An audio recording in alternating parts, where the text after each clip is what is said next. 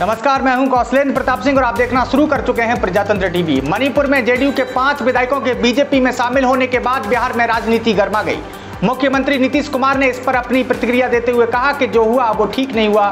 JDU राष्ट्रीय पदाधिकारियों की बैठक के दौरान जब मीडिया ने उनसे मणिपुर सियासी प्रकरण पर सवाल पूछा तो उन्होंने कहा कि जो कुछ हुआ वो ठीक नहीं हुआ। तो बिहार के मुख्यमंत्री नीतीश कुमार ने साफ तौर पे कहा कि आप सोच लीजिए ये क्या हो रहा है। अन्य पार्टियों के लोगों को अपनी तरफ लाना, खींचना, क्या ये संवैधानिक है? नीतीश कुमार ने कहा कि मणिपुर में जितने हमारे विधायक हैं सभी 6 विधायक यहाँ पर आए। भाजपा से अलग होने के निर्णय पर उन्होंने खुशी जाहिर की थी और कहा था कि हम लोग साथ हैं। उन्होंने कहा कि आप समझ लीजिए ये क्या हो रहा है, किस तरीके से पार्टी को कमजोर करने का काम किया जा रहा है।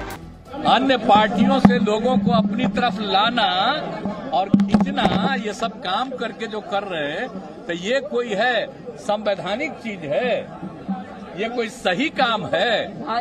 ये कोई ये आप समझ रहे हैं ना, जो दूसरे लोगों पर कहते हैं। तो आप सोच लीजिए कि किस तरह का चल रहा है। इसलिए सभी दो विपक्ष के लोग एकजुट होंगे तो 2024 के चुनाव में जो देश की जनता का है वो निर्णय बहुत अच्छा आ जाएगा। सभी दो विपक्ष के लोग एकजुट होंगे तो 2024 के चुनाव में जो देश की जनता का है वो निर्णय बहुत अच्छा आ जाएगा।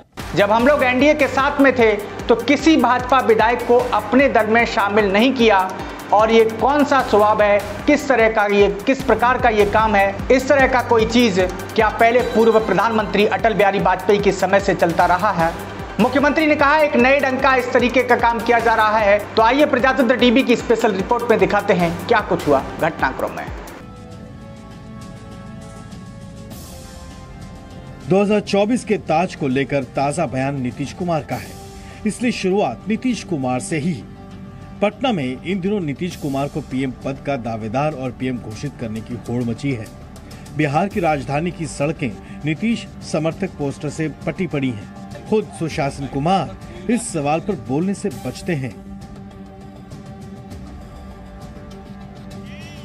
लेकिन केरल से प्रधानमंत्री का कटाक्ष नीतीश कुमार को चुभ गया। इधर कोई राज्य में जो हो रहा है, कहां से किसको लाने का, तो उन्हें अपना सोचे वो लोग। यहाँ पर तो हम लोग कभी भी भ्रष्टाचारियों को इतने दिनों में बर्दाश्त नहीं किया। एक बार अच्छी तरह जान लीजिए। लेकिन वो क्या बोलते हैं तो वो अपना बोले, हमको उससे क्या मतलब है। नीतीश कुमार का ये बयान, या यूं कहें कि सफाई, प्रधानमंत्री के केरल से दिए गए बयान के जवाब में है। दरअसल पीएम मोदी ने कोच्चि से कहा था कि भ्रष्टाचारियों को बचाने के लिए नया गठजोड़ बन रहा है।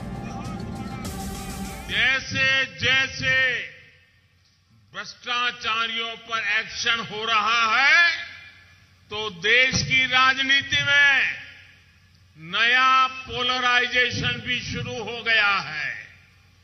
भ्रष्टाचार और भ्रष्टाचारियों को बचाने के लिए कुछ राजनीतिक दल खुल करके सामने आ गए हैं, संगठित होने का प्रयास कर रहे हैं।